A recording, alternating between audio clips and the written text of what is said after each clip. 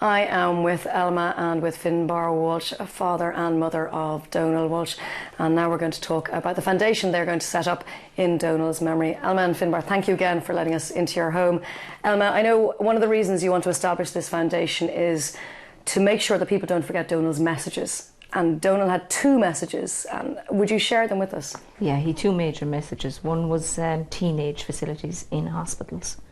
You know, when you go into hospital in a children's ward is up to 18 years of age. So when you go into a children's ward, it's all Disney and Winnie the Pooh, and there isn't a lot there for teenagers anywhere, and especially in hospices. Now, Donal was in a state-of-the-art hospice in Cork. You couldn't fault it. Couldn't fault the staff in any of the hospitals or anything like that. It's just the facilities, just a bit of consideration. Yeah, they're not age appropriate for teenagers. Just a bit of consideration for. One of the worst memories he had was when a little baby died beside him. That's right. He wrote about that, and that wouldn't have happened if you had a teenager facility. A teenager facility, yeah. And you're asking a teenager to sit into a room with a 2-3-year-old with one television shared. That means you're watching SpongeBob SquarePants all day long. It's not suitable. It's not suitable for, you know, and it's not fair, because he talked about dignity and losing dignity in hospitals, and that would give you more of that. Donal would be more into watching Cheltenham, like in the races, and putting a few bets on the races, you know, through his uncles, of course. Through his uncles. Oh, it's the uncles are the bad influence there, is it? Well, his Uncle Brian is the worst influence. And then his second message was teen suicide, and to keep. The other reason was setting up the foundation for the suicide, to keep suicide awareness in teenagers throughout, like not to let it go next year. You know, there's transition year students and second year students coming on every year, and if we could organise something, we're in the talks of organising something to just keep it aware in that age group and keep it alive there, so that there'll always be some talking of, even if the child themselves don't want to talk about it, somebody else as a teenager is talking about it. Have you seen his messages have an effect on his circle of friends? Because he had a very, very tight-knit circle of friends. I mean, are they more conscious of things now? Would they talk more openly about things like suicide? Are they aware of how precious life is now as a result of his passing? They'd be aware of how much more precious life is, definitely. Of suicide, not really. I think one of the things that Donal did was he opened up the conversation. Which is half the battle. Which is half the battle. And he just left it out there by what he said. And he reconciled an awful lot of people who had survived or who were survivors of incidences of suicide, in that he was able to, by what he said, people were able to let go of the mess, that it wasn't their mess, it was the mess that was left behind.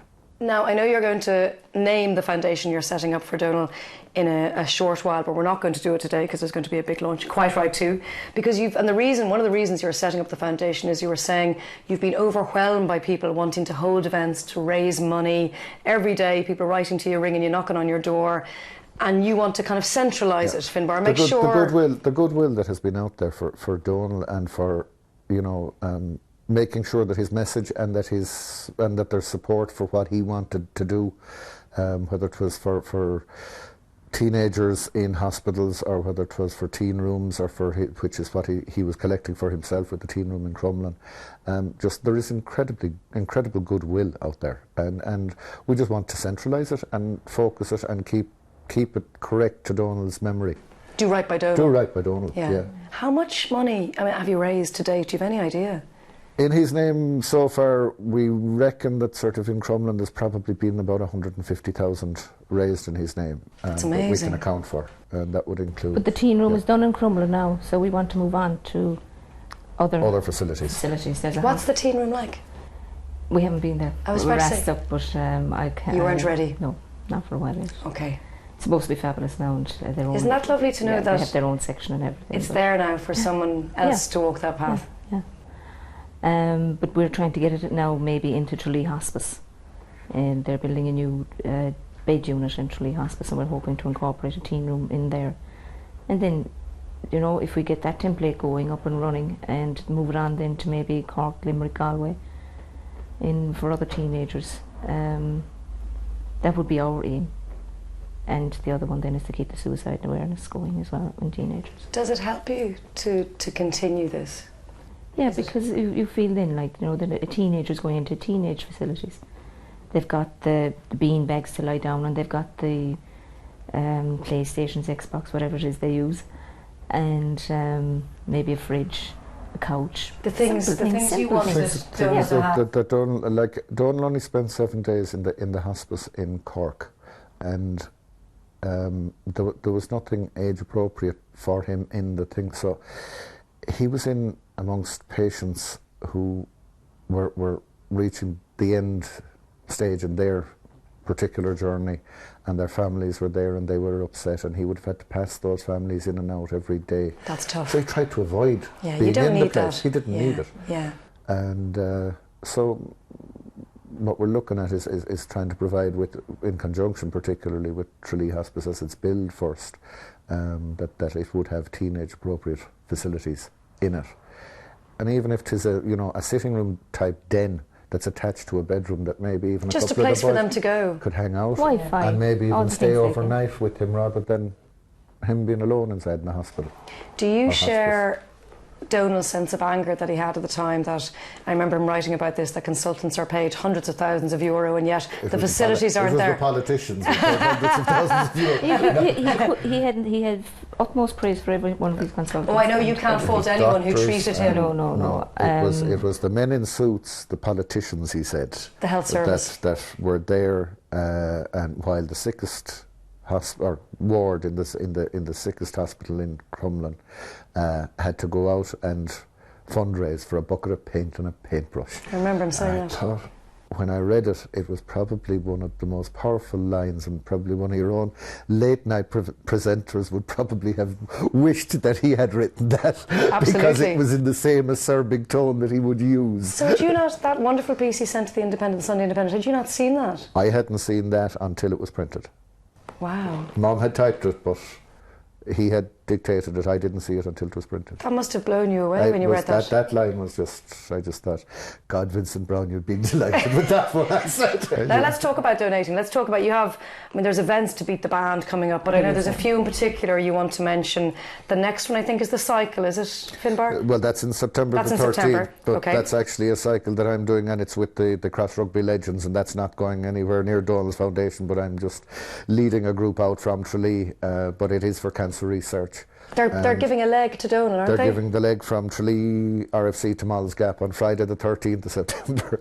Yeah, pick day for a cycle. Donal cycled it last year. Donal cycled it with them last year from Malls Gap down to Tralee, so I said I'd lead them out. Donal's dad would lead them out on his bike this year. So you're going to cycle on Donal's bike? Yeah. So you're on the bike training at the moment? I'm on the bike training at the moment, but sort of 10 to 15 miles a day at the moment. And that in itself is a miracle.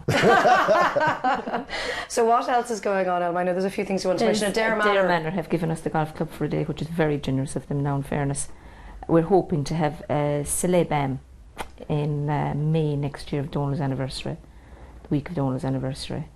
The Festival of Kerry have given us the Tuesday of the festival. All collections in town will go to Donal's Foundation. They're calling it Donal's Day. Yeah. Donal's Day.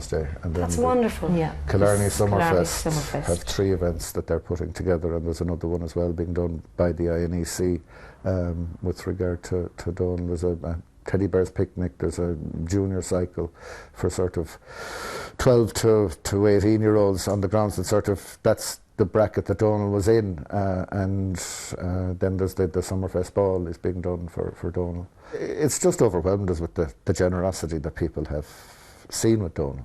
You know, that they're literally events of serious magnitude that are. And they're all being offered to us. We haven't gone out and looked for anything, so there's a lot of goodwill out there for Donal, and for his wishes, and that's basically what we want to do, is just look after teenagers. Yeah. Donal was a teenager.